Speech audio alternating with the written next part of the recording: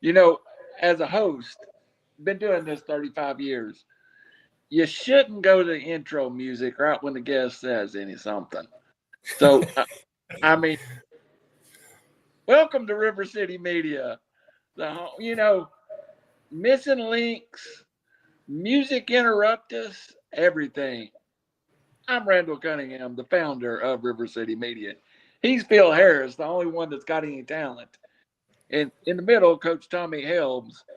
We're glad Teddy. we have you. Teddy. I called him Teddy. Tommy first.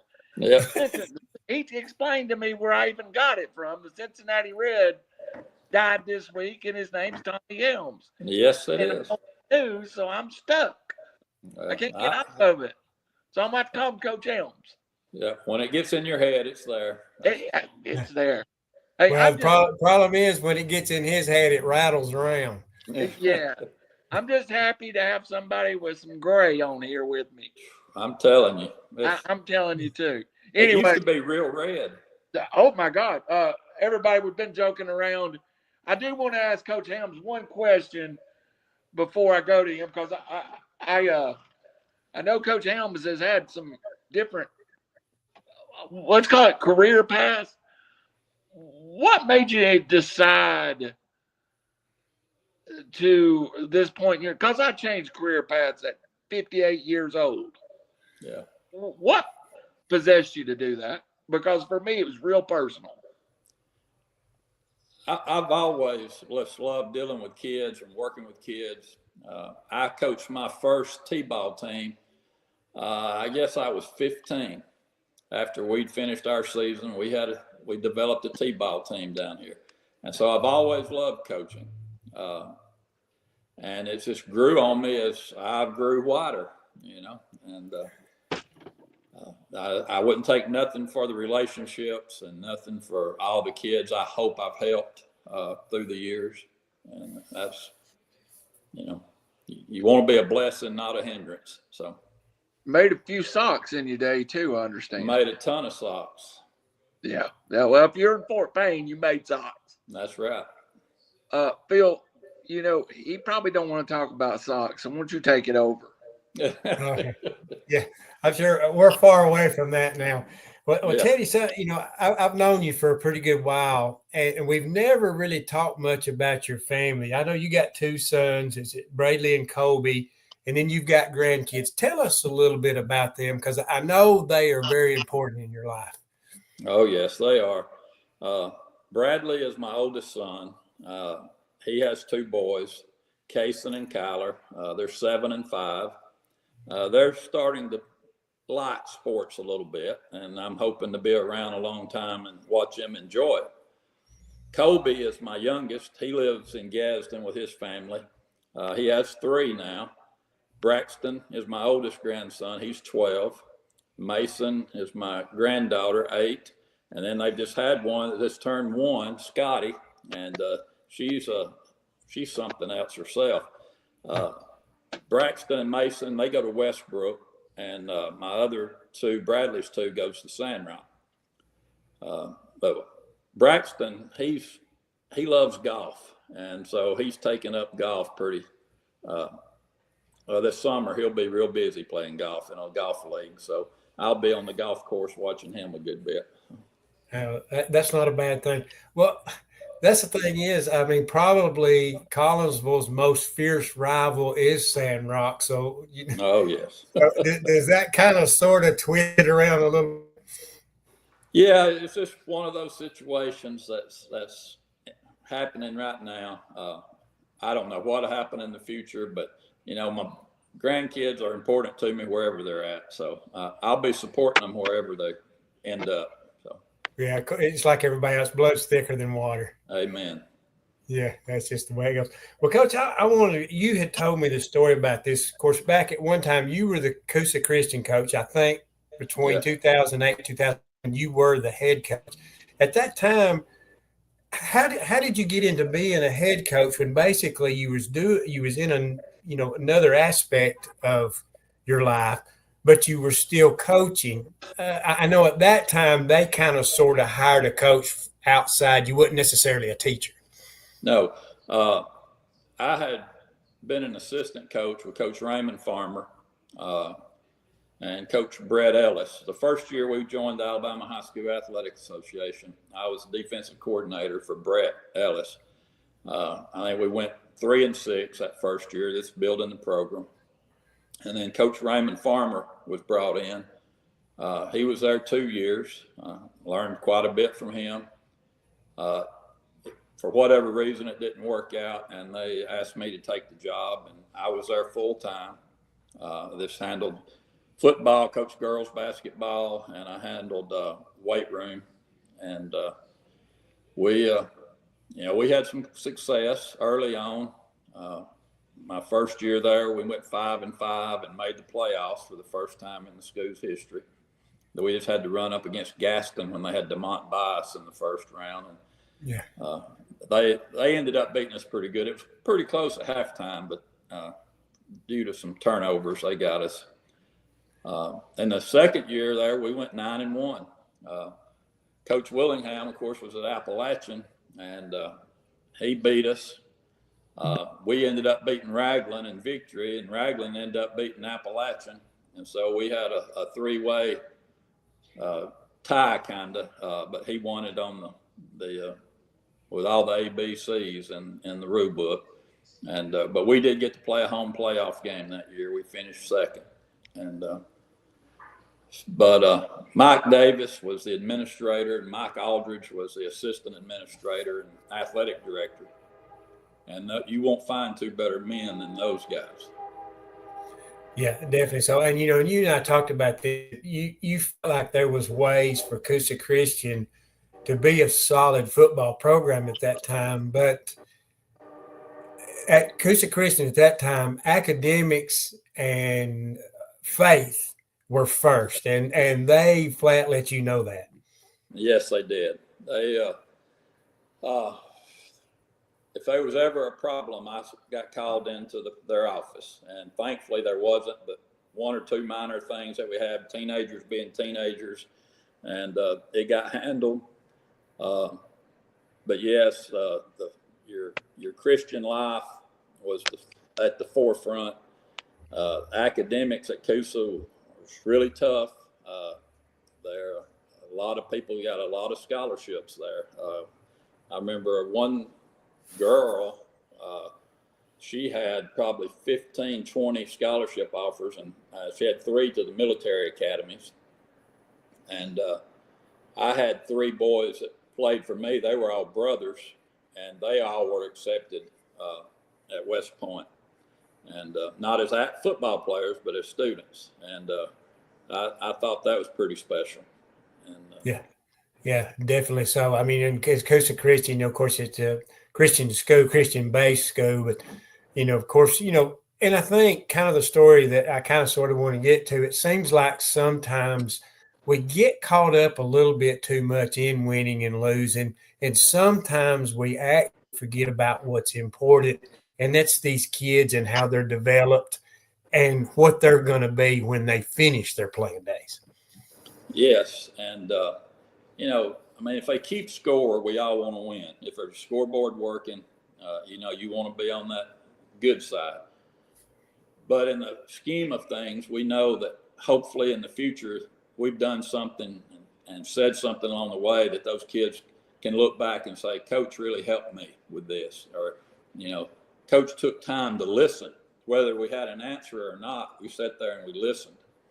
And that's kids today are even in 25 compared to 11, say, it's a lot of difference. And you adjust, you make arrangements to be that person that they need in their life. And hopefully, again, you can be a blessing to them and their family. Yeah, of course. And I guess that helps in your tenure at being at Collinsville.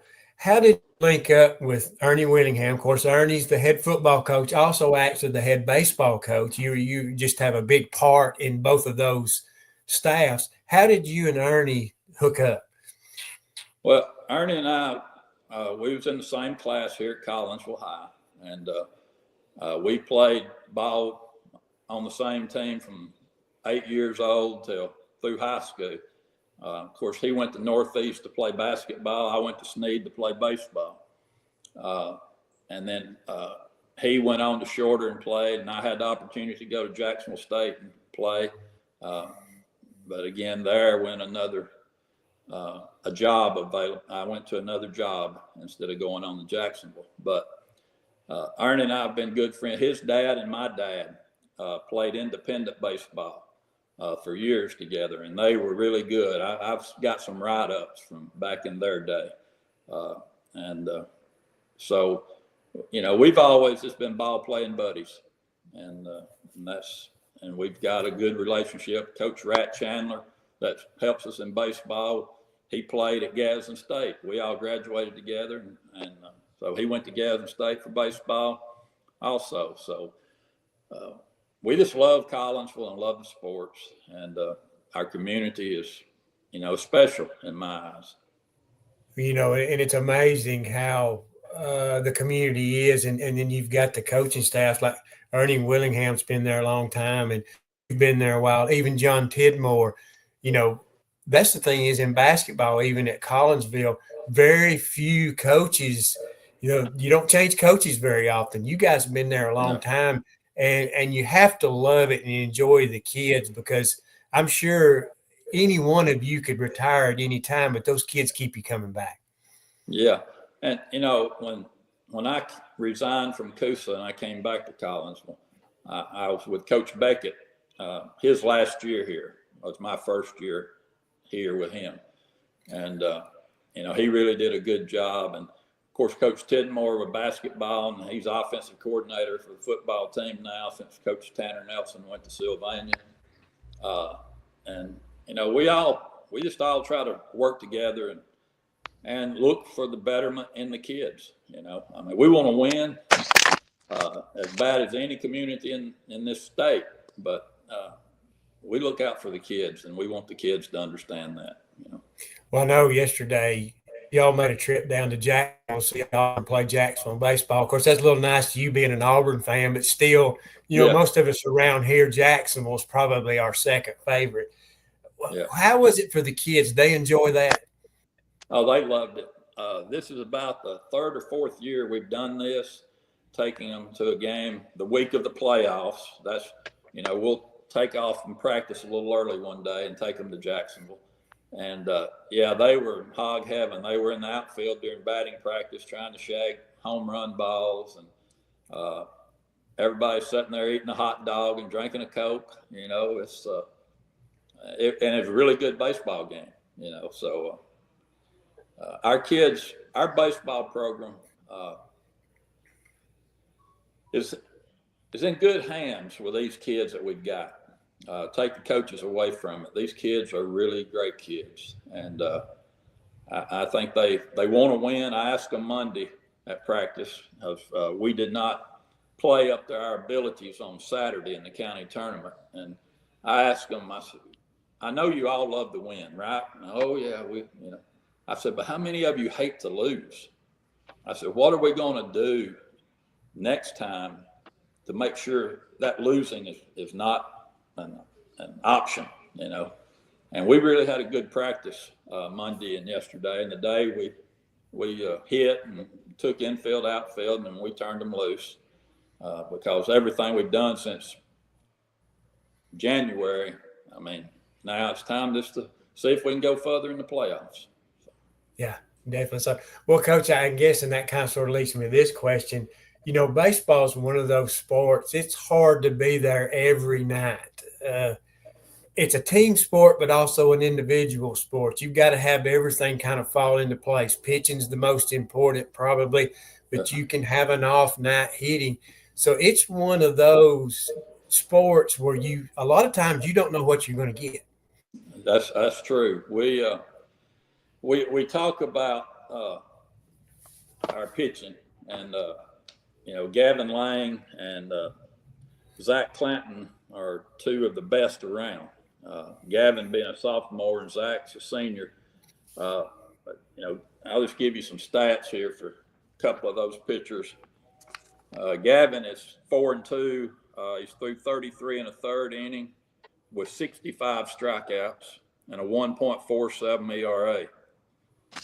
Zach Clanton, the senior, he's 6-3, pitched 50 in a third inning. He has 78 strikeouts with a 3.1 ERA. And of course, Gavin's hitting 444 with 34 RBIs. So, you know, if we have a good start on the mound and on offense, we're pretty hard to beat. We've played, our schedule this year has been really tough. I mean, we played Etowah early. We went to the beach and we played Morristown West, which is in the largest classification in Tennessee. And they beat us 5-2, and we had tying runs on base in the 7th and hit a shot, and they made a great play. And then we played Oak Grove, and they're #1 team in the state in 4A, and they beat us 4-3. And we had 2 men on, and Mason McKinney came up and hit a shot to third baseman that made a play. Or, you know, we could have easily won them 2 games. But playing that kind of competition, you know, that's what we're wanting. And even next year, we've already got the schedule made next year with some really strong baseball teams coming in. So, you know, and I think that helps you for the playoffs, because I think that's very important, because a lot of these traditional schools play difficult schedules because a lot of them are in areas where they play higher classification teams and play in a lot of tournaments. And I think that's very beneficial to y'all. And of course, last year, little bats left in these young guys' mouths, losing to Mars Hill 6-5, won game 1 of the series. And, you know, I know you felt like y'all had a golden opportunity to win that one. Is that motivation for this year? I believe so. We discussed that today. Yeah. We had a play during that game that bit us defensively. And we went very over that, and I called it, we're going to go over the Mars Hill defensive play today. Yeah. And because we don't want that to bite us again. And, yeah, it's stuck with us. And, you know, and I hope we take the positives from last year also and build confidence on that, because we were 26-7 last year, I think, and beat Etowah last year. Beat some really good teams, and we can't use the term young anymore, because these 10th graders have been starting now. This is their 4th year to start, so the experience has got to come into play, and we're hoping it comes into play now. So. Yeah, definitely. So, and you got some pretty good upper class players too this year. You know, and I know you was talking about y'all had played a difficult schedule. But, you know, even winning the area championship, it was no cakewalk against Fife. I mean, y'all beat them both games, but still, they weren't easy wins. No, Fife. And Fife proved it this past week, winning the county, you know, beating Plainview in the finals. With Blake Dobbins pitching, he's as good as there is around here. You know, he's throwing 90 to 92 miles an hour. And it's tough. We was able to scratch out a few runs against him and hold on. But Fife has a good chance, I think, against Lauderdale County. Hey, Phil, definitely. Yes. Coach said something, and I just want to make a point of it. You were talking about somebody throwing 90 plus in high school. That was unheard of 20 years ago. Yes, it was. And now they're throwing plus 100 in college. What's the maximum velocity we're going to see? Are we at it? I think the kids are going to get bigger and stronger, but Dr. James Andrews, I read an article he wrote a couple of weeks ago. The Tommy John injuries are happening because of the velocity. Yeah, you got Spencer Strider in Atlanta right now.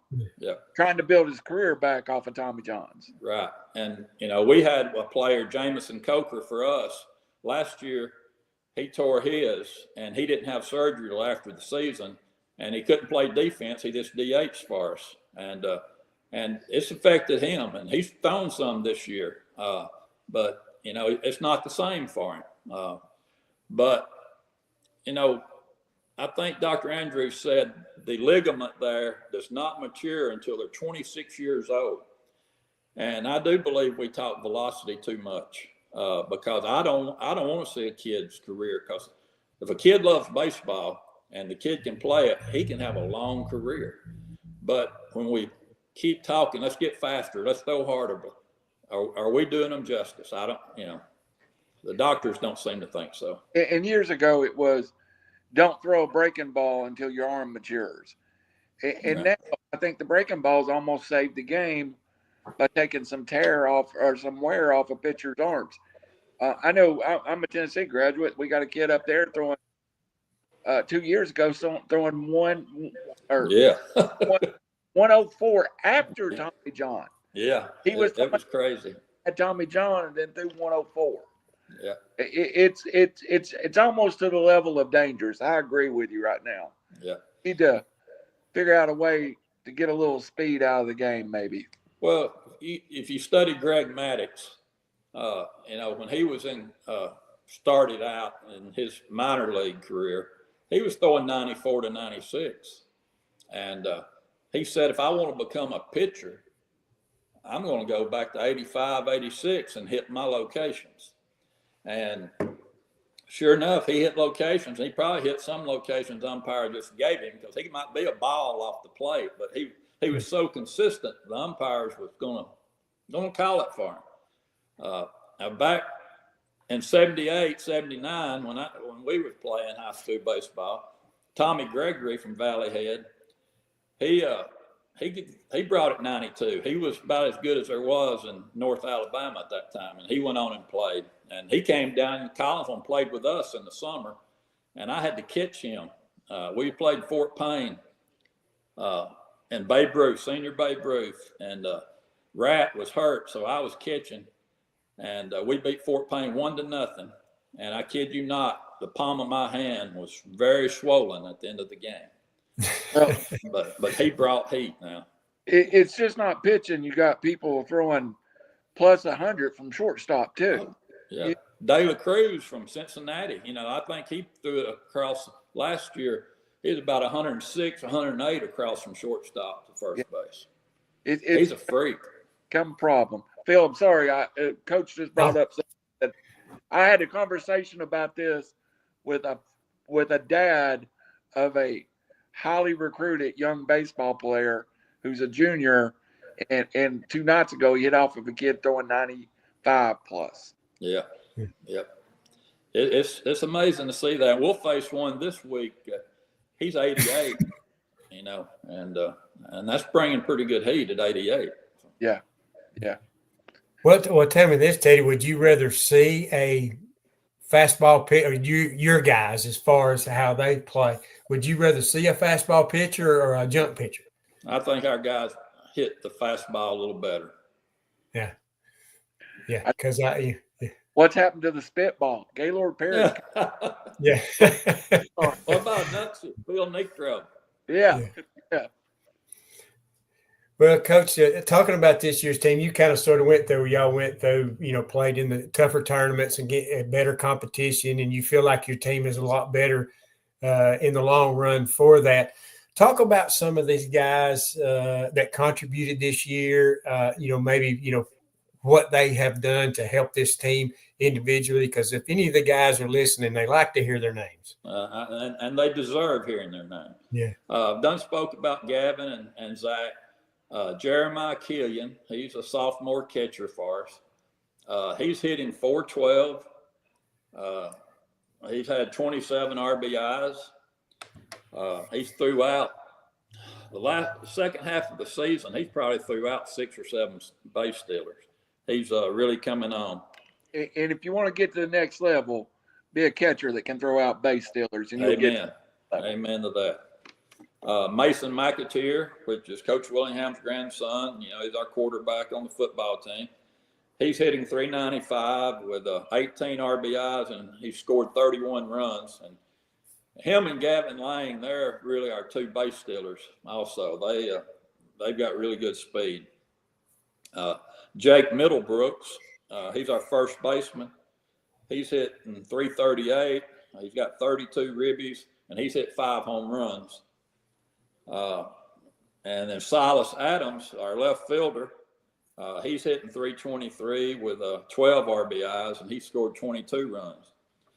And then some of the guys that, statistics may not be what it has been in the past, but they contribute in a lot of different ways.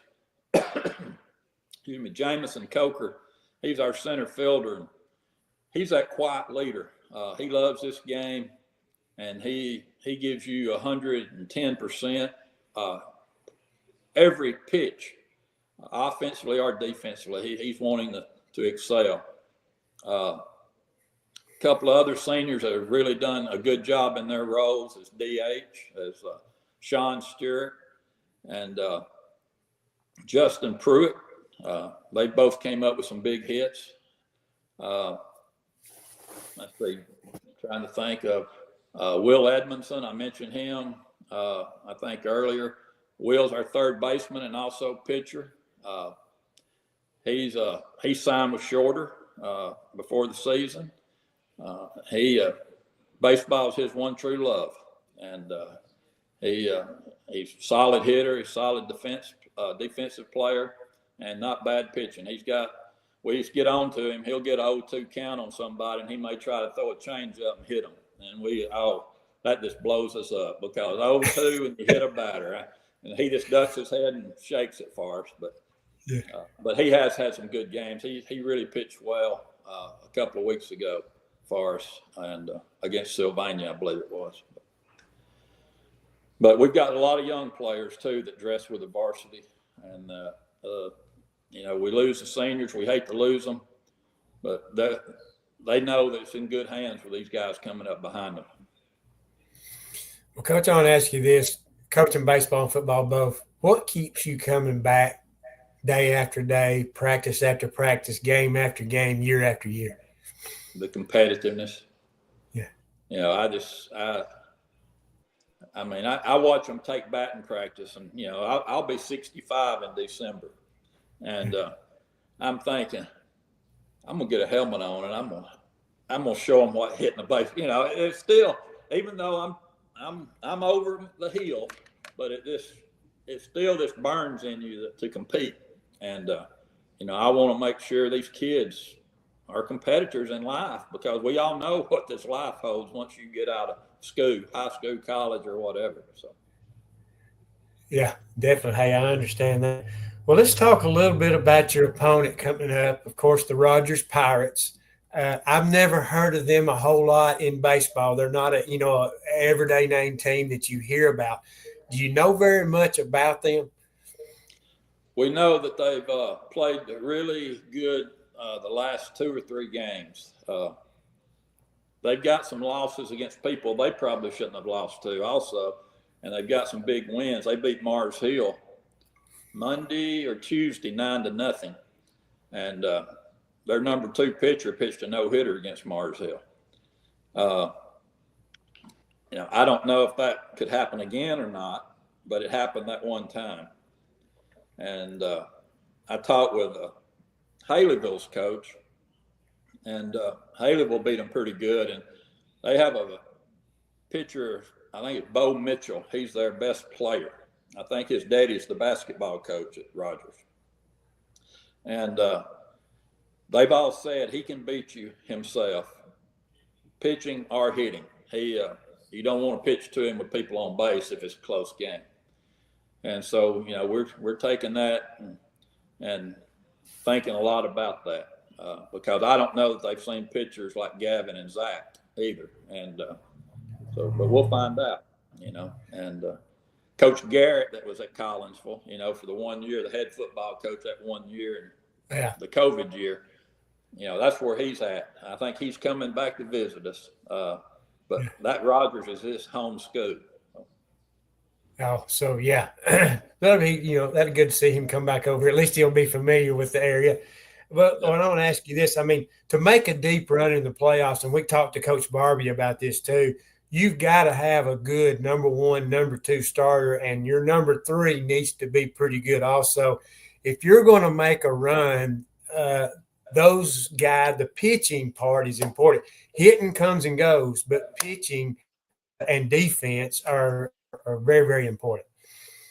Yeah, and our 1 and 2, which we don't call them 1 and 2, we just say 1A and 1B. Because Gavin throws a little harder. He's at 88. He hit 90 against Fife up there. I had the radar gun on him, and he did hit 90 himself.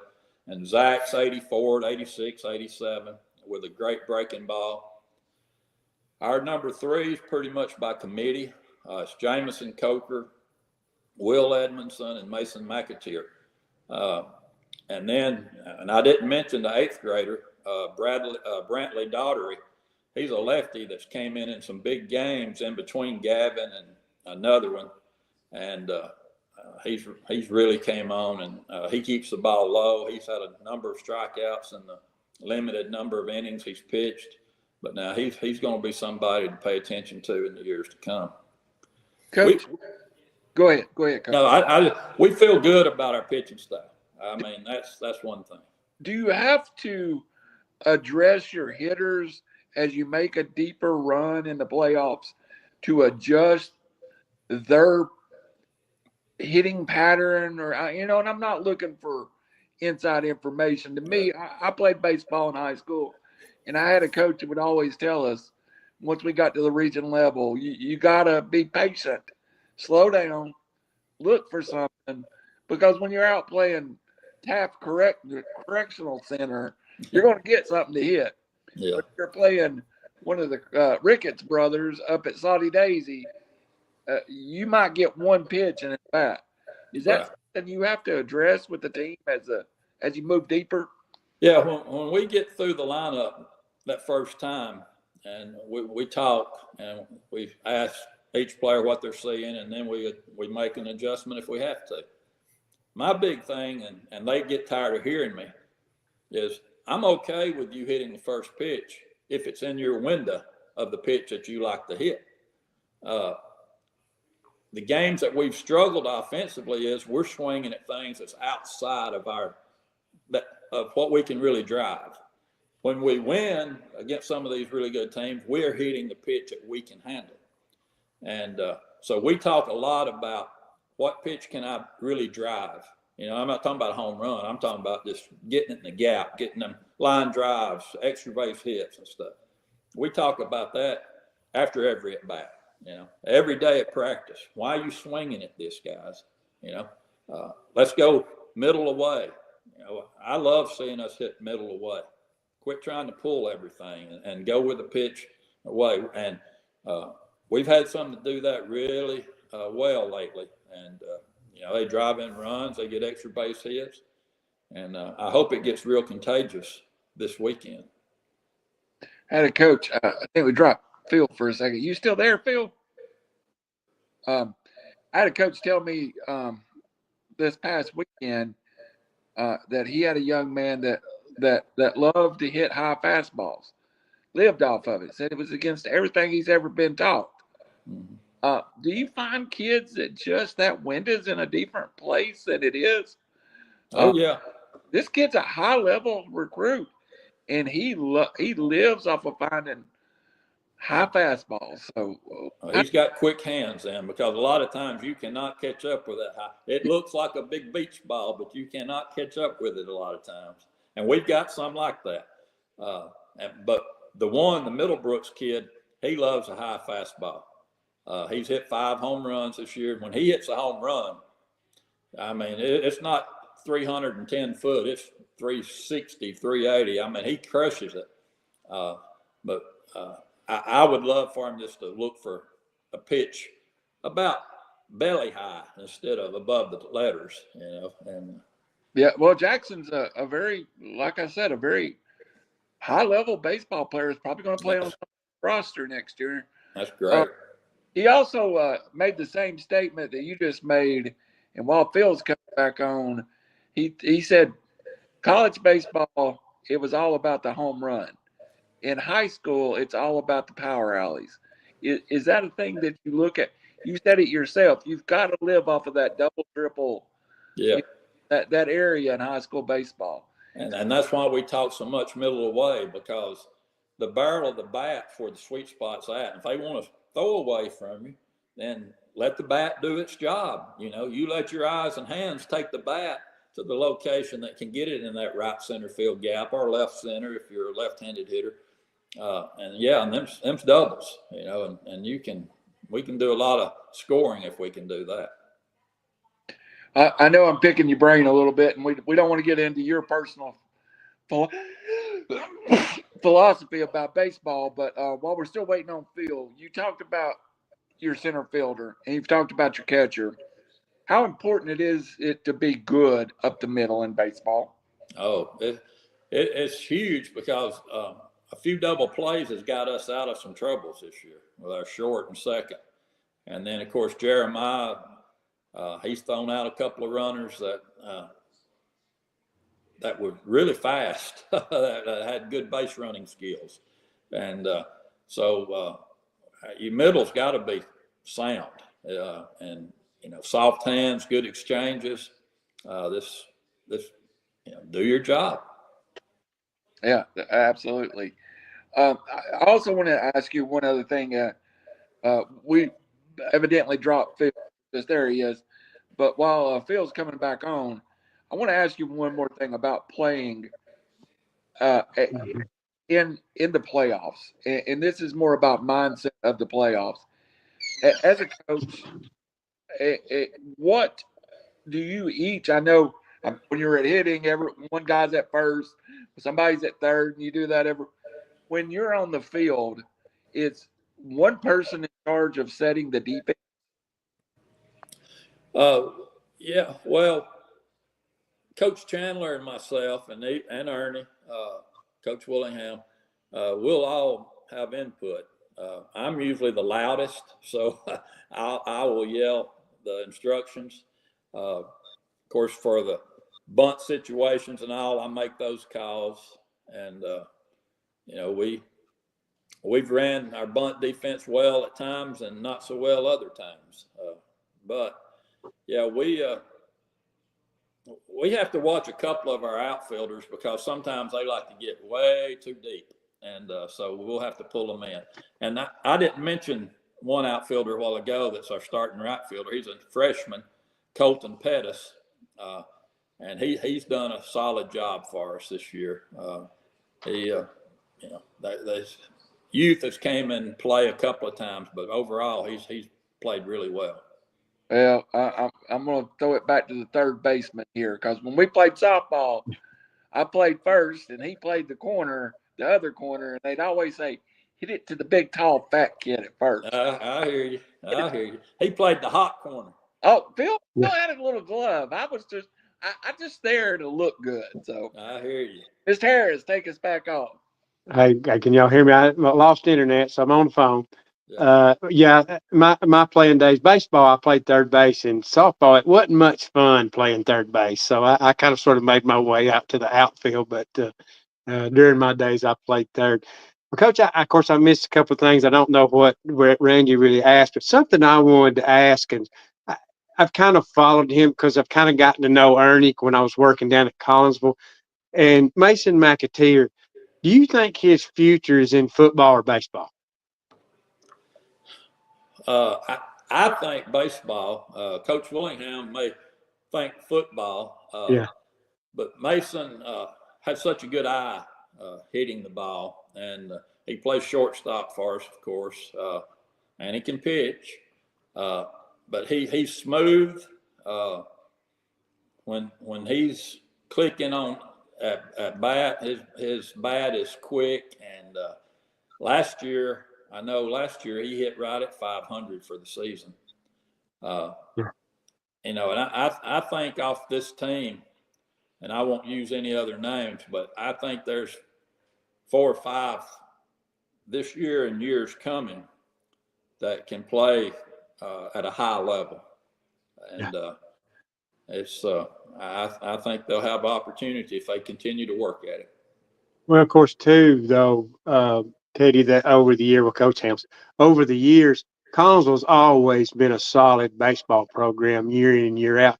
So folks that come out of Collinsville, these colleges around the area knows these young men can play.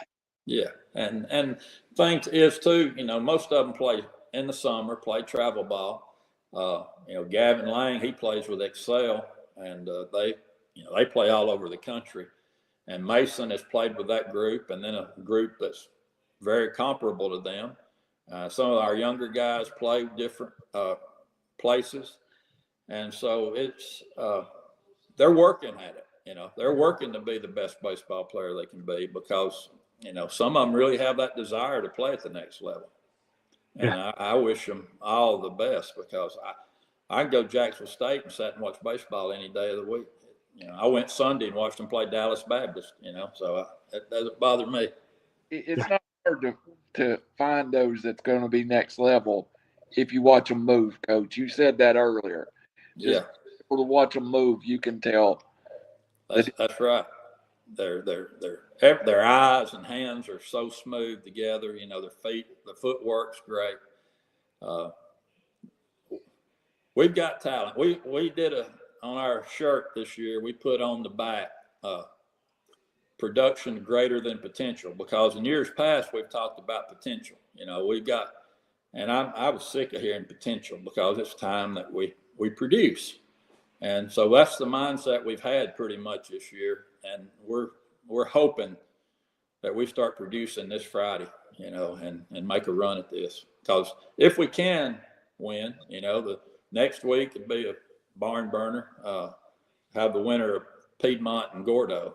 And it won't be easy, but that's why we played the schedule we played, Yeah, well, definitely. So I understand that.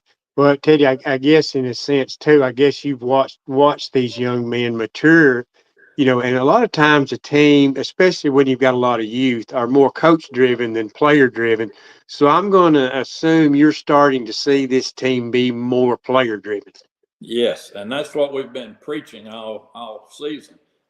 Somebody step up. Come on. You guys have done this long enough now to know how to handle this team. And so yeah, we're seeing it, and of course it can improve every day, and we hope it does improve every day. But we're getting there. Yeah, definitely. So, and I guess too, playoff experience helps too. These guys kind of know what to expect. One pitch at a time, one inning at a time, one game at a time. And I wanted to kind of point out here is you having two good starters and probably a pretty good third choice if you had to have. Going against the Rogers, they've got one pitcher that you kind of sort of, are alarmed about. But if you can get him, then you feel pretty good about winning this series. Yes, we do. And, today we talked about, what we do is it's all we can control. And if we play to the level of our ability, I feel good against anybody. And, if this pitcher is, if he's a Nolan Ryan, more power to him. But I don't know if they've faced anybody like they're going to face this weekend either.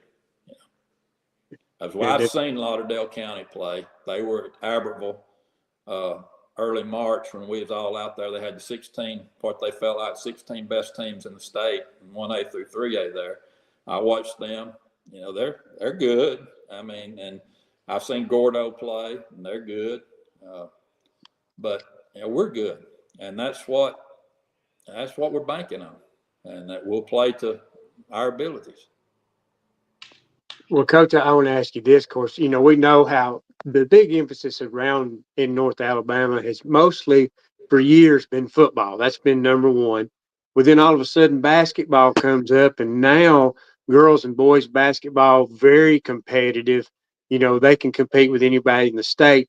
And I think the one sport where we've kind of been lacking behind has been baseball.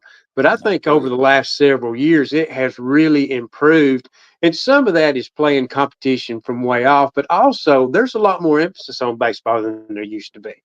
Yes, and used to, whoever the football coach was took baseball and you'd go play 12 or 14 games, and then you got ready for spring training. And I told Coach Jones a few years back, Donnie Jones, when he was the principal here, I said, you win a blue map on this diamond just like you can win it in that gym or out there in that stadium. And I said, baseball is important to me, and it's important to a lot of people in Collinsville. And, And I think it's getting more important throughout the state you've always had your Hartsvilles and Hewitt Trustfuls and all them that really can play the game, Oxford. But now you're starting to see a lot of other teams, schools that really take it serious and try to build their program, and a lot of them's built it. Yeah, because it's a lot of, it's an enjoyable sport. That's for sure. Because, softball around here has been very good for a while too, Yes. naturally. Well, Coach, I want you to share this. Of course, you've got the game, you host Friday against Rogers. Tell us what the times are, how much it costs, and how people can get tickets and all that time. Because I know you got a doubleheader Friday and a if game single on Saturday. And Right. also, I know where you guys won the 3A Area 13 championship, y'all got shirts on sale. I think they were $15, and I'm sure some folks might want some of those. Yes, we do have the T-shirts. They'll be going to print before Friday, so probably tomorrow. So they can contact me if anybody wants to order a championship T-shirt. But yeah, Friday we play at 4 and 6:30. Friday the ticket prices are $12, and you can go on GoFan or you can purchase it at the gate. We will take cash. Saturday at 12 noon, the if game, which I hope is not an if game in our favor. It's $10 ticket for the single game. So the weather's going to be nice. So you want to invite folks to get out there and support this Collinsville baseball team. And has crowd support been great for you guys, even on the road? It has. We have a very good nucleus of fans that go with us, and we'll have. I don't think we've been to a place that we didn't have more fans than the home team. Well, So that's a good thing. Even at the beach, we took a number of fans to the beach when we played down there. So. Well, Collinsville baseball is a happening. I mean, it's been pretty good for a long time. Randy, I'll turn it over to you and let you grill him just a little bit before we get off here. Coach, I don't got a lot. I got to shout out my daughter is 15 tonight. We're going out to get a steak here in a little while. Happy birthday. Yeah, I'll tell her that. So I have a 15-year-old. What's it like coaching 15, 16, 17-year-old kids? Boy, it depends on what day it is. It's great. Now, I coached girls basketball when I was at Coosa, and I'll have to admit, that was a new experience. Yeah. That was a new. Yeah. I'd have them crying or whatever. I had to change my tone, my demeanor, everything, because I didn't like seeing them tears come out of them girls' eyes. But with the guys, I mean, it's great. I love it, or I wouldn't be doing it. And I just hope, again, like I said, that do something for these kids that they'll remember, And, Coach, one more question, and I'm going to try to. I want to try to take you into another area. You've been a coach at Coosa. We've talked about. You're at Collinsville now. And I cover high school sports in Tennessee, and they've addressed the public-private split completely different. What's it like in Alabama knowing that you may have to play private schools to get where you're going? So does it set the tempo different? Yeah, and and I was at a private school. When I was there, every kid I coached had been there since kindergarten. So it was like a little community there, I don't believe we had 2 kids come in after probably 8th or 9th grade, The recruiting aspect of it is public and private. Both of them are, you see it every day. People been after some of our players, I mentioned names, and it's part of it. Now, the only thing I see that I wish is that maybe they adjust the count again. If they're going to leave the private schools with the public schools, maybe they need to go adjust the count. It's 1.35 now. Maybe it needs to be 1.75. I don't know. That's for Coach Harmon and them to decide. But they make the big bucks down there. But there's got to be some changes somewhere along the line. I feel like the state of Tennessee's like college sports, out of control. You have Baylor that doesn't even play a high school schedule. They're traveling all over. Football team traveled 3,000 miles or 6,000 miles for 2 football games, and I think you're right. Phil, you said something too, and I was going to kind of ask you both. I'm not there in the area. Now, up here, it seems like in the Chattanooga area, teams that play solid high school baseball are programs that's managed well. Coach Helms and Phil, you said you saw a growth in high school baseball. What do you think the key is in Alabama? Because here it seems like it's gotten wider. You have the haves and the have-nots. But down there, it seems like everybody's gotten better. You want to answer on your end, Phil, first, or you want me to Oh answer? no, I've just noticed it's just gotten a whole lot more competitive. And I mean, and down here it's kind of funny. Well, y'all played a doubleheader against North Sand Mountain, and it's kind of strange how baseball's gotten. I think y'all beat them 12-0 first game, and then they beat you 7-2 the second game. Both great baseball teams, but it's funny how those kind of things have happened. More often than not, you'll see a 12-0 and 10-0 doubleheader, but now you'll see 2 good teams play, and one will beat the snot out of the other. Yeah, no, that's true. I think that's the nature of baseball. Dallas Baptist and Jacksonville Sunday.